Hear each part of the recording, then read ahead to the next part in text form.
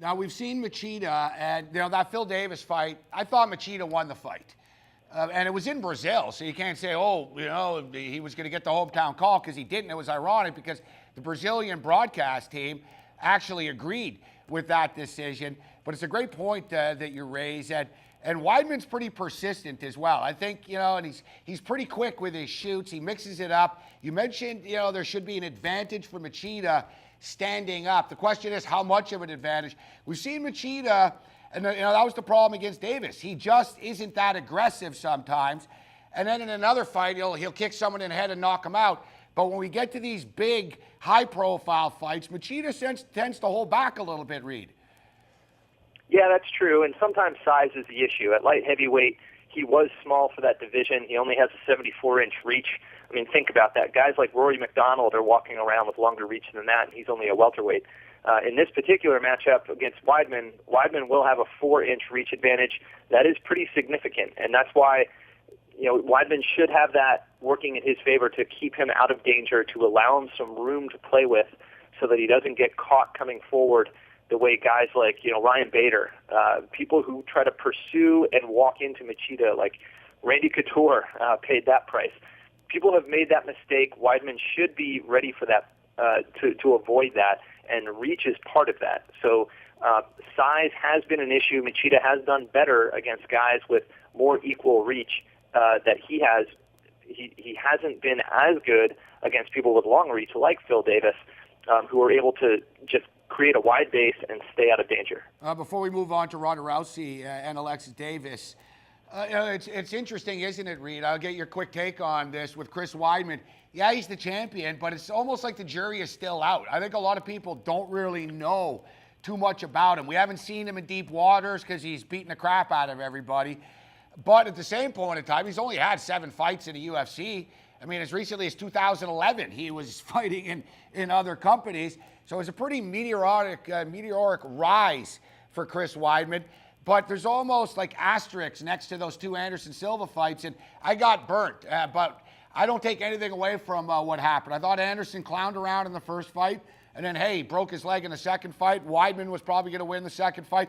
But it seems like the jury is still out for a lot of people with Chris Weidman, Reed.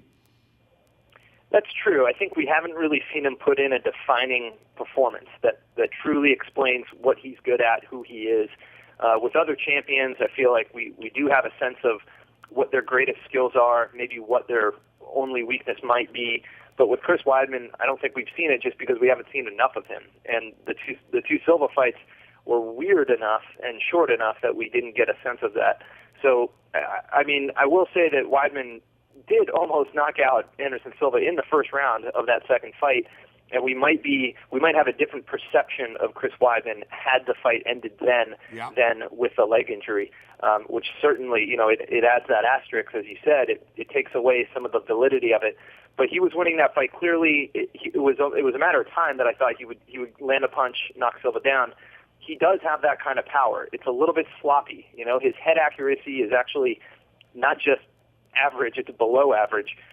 He does have a sloppy offense, but he does have a lot of power. So we'll see. We'll see if this fight actually might take a little bit longer to develop, and we'll actually see a little bit more of who Chris Weidman really is, how he mixes things up, how he changes levels, threatens takedowns, but also uses his hands. He has a style kind of like Tim Kennedy. He's good everywhere. And by threatening in one area, it opens up opportunities in another. So I think this is the fight where we'll see it, but at the same time, we don't know which way it's going to go. Machida is so good with his hands, he can catch Weidman coming in, and that's why I think this fight is a lot more interesting.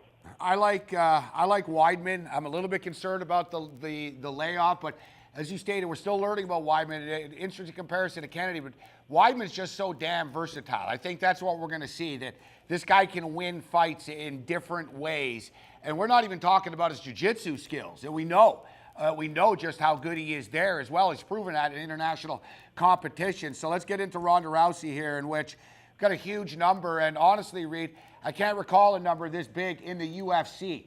In some of the other companies, you'll see it every once in a while. I believe King Mo checked in at about an 18-1 favorite before, but as far as the UFC is concerned, this is unheard of. 16-1 right now for Rousey. it was actually 20-1, late last week. Yeah, this is ridiculous. And I think the reason is because people were calling her a one-trick pony, and being really great at the armbar was enough to make her a 10-1 favorite. When people saw her start throwing those knees and get a TKO victory, all of a sudden that jumps to 20-1. So she's got massive market support on this one. If the line goes above 17-1, where she was earlier this week, as recently as yesterday, she will be the biggest UFC favorite in history.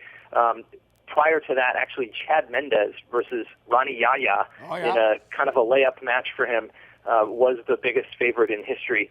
So she will take that cake. Also on the card is Uriah Faber. He was also running nearly 13, 14-1 at one point. I think even as high as 15-1. It's back down. It's all the heavy favorites seem to be coming back a little bit. I think the sharper money is just being a little bit more reasonable that upsets can and do happen. But Ronda Rousey has yet to show a hole in her game. She has silenced a lot of doubters by putting in the striking performance last time. And so, yeah, she is a heavy favorite, and she will continue to be so until we see some sort of weakness. And, if you look at Davis as well, and I could be wrong. Listen, I'm not a trainer, but the only way I think you're going to beat Ronda Rousey is if you knock her out. If you catch her, you knock her out. And I see people trying to wrestle with her and try to take her down. It's ridiculous. Really, I don't see how Davis wins this fight. I know she's tough. She's on a 5-fight win streak. But she doesn't have that knockout power, Reed. How many knockouts? 2 knockouts? I mean, she doesn't have the knockout power. I really don't see how she's a threat to Rousey anywhere. Conversely, if I look at, there's no way in hell I would lay 13-1 with Uriah Faber. Even though he probably wins the fight, got to give Bruce Leroy here a fighting chance, don't we? I mean, upsets do happen. I don't see it in the Rousey fight, Davis. I mean, I think her lack of power is her downfall here against Rousey. I just don't see it happening, Reed. Yeah, you're right. And so far in the women's division, we haven't seen a distance knockout strike in the fight. We have seen a couple clinch knockdowns, one of them from Ronda Rousey. So at a distance, you don't see that same power. They're in a lighter weight class. Now, on the flip side, we talk about Uriah Faber and Alex Caceres. There is a little bit more of a risk for a knockout in that weight class, especially since Uriah Faber is now 35 years old, facing a longer southpaw. So in terms of risk, I think the risk is higher there. But you're right, Rousey is probably not going to get dropped with a single punch. Her defense is actually a little bit tighter so far, at least statistically, than Alexis Davis, who they have basically identical head-striking accuracy on offense, but Davis actually has the more porous defense. So if they do stand and trade, a lot of people think that Davis is more technically sound, but Rousey continues to evolve and improve. So who knows? But at least on paper, it doesn't look like it's a mismatch or anything on the feet. And then, as we all know, it's a matter of time before Rousey chooses to flip the hips, put someone on their back, and she can get that arm in a heartbeat. I think Kat Zingano might be able to rough her up a little bit, or at least won't be intimidated. I don't think Davis is going to be intimidated, but I think she's going to be overmatched physically. I think Kat Zingano might be able to give Rousey a fight. All right, so Reed, before we let you go, just quickly here, Stefan Struve returns. It's amazing to me that a guy that nearly died, that has a heart problem like he did, comes back and is a favorite against Matt Mitrione. If that doesn't motivate Mitrione, I don't know what will.